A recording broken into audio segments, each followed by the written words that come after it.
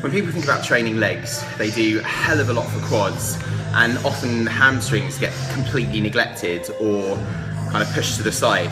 And that's the equivalent of training arms and doing all tricep movements and like never hitting the biceps.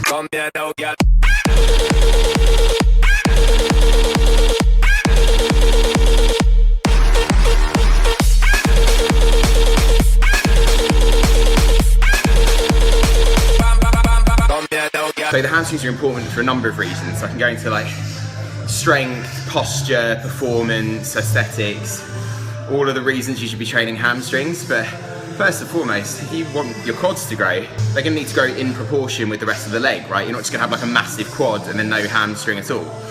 That would be like having this like an enormous tricep and no bicep. You need balance in the body, so you've got to train hamstrings.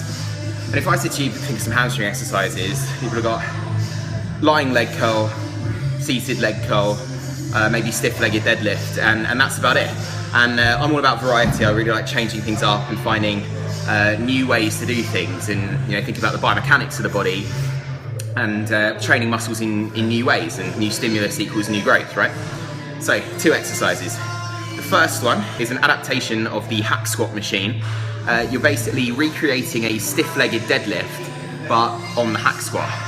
What this does is it means your arms and your lower back aren't going to be under stress from holding a barbell out in front of you.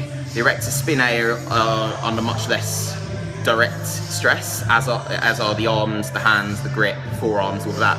So you can really just focus on the hamstrings. You see, I'm keeping my legs locked out, knees locked out, keeping a straight leg, coming back, shoving the bum back, just to the point where my back would have to start to round in order to go lower. People do stiff-legged deadlift with a really, like an over-exaggerated range of motion where they go really, really deep. There's no need to do that. You go as low as you can feel a stretch in the hamstrings, but keep the back completely neutral, and then squeeze up. And it's difficult to feel the hamstrings squeezing, it's difficult to get that mind-muscle connection. But if you feel that stretch, and then reverse the motion and come back up, the hamstrings are contracting, right? That's just logic. So just feel that stretch as if you're trying to touch your toes, keep the back nice and straight, and then drive up. And I'm squeezing the glutes really hard at the top. And ladies, I get asked a lot about building booty and stuff like that. If you want to build a booty, hamstring, and in particular this movement, which works at the very top of the hamstring, where it ties into the glute, this is a fantastic movement for that. So you want to build a booty? Try some of these out. I recommend 3 sets of 10 to 15 reps. Exercise number 2 is similar to a GHD or a glute ham developer machine. We're basically using a lat pull down, again modifying the machine for something new.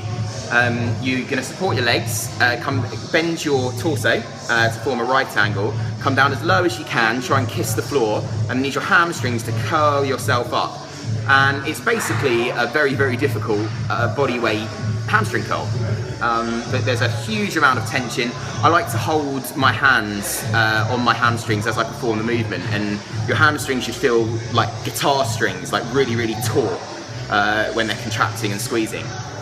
And you can add weight to this. I'm using a 10 plate to start out with, and I drop that, get some more reps in a drop set, and then I do 5 power partials at the end, because the very end of the range of motion gets exhausted very quickly. So when I get to that point, I just bam, bam, bam, smash 5 out with power, and that's the end of my set.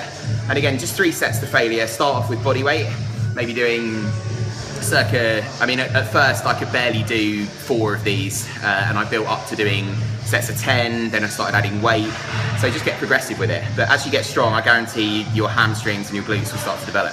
So give these 2 exercises a try, work them into your leg day, and don't neglect hamstrings. Don't skip leg day, and don't skip hamstrings. Let me know what you think, and make sure you subscribe. That's rule 3.